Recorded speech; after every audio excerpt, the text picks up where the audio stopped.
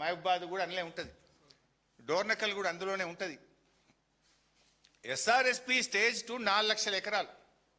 SRSP project కట్టిన తర్వాత దాని ఇన్ఫ్లోస్ తగ్గినాయి.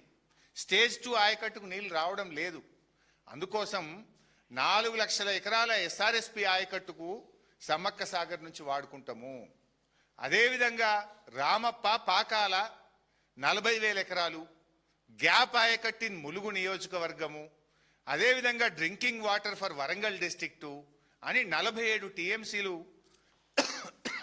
ప్రతిపాదిస్తూ ఆనాడు బీఆర్ఎస్ పంపింది.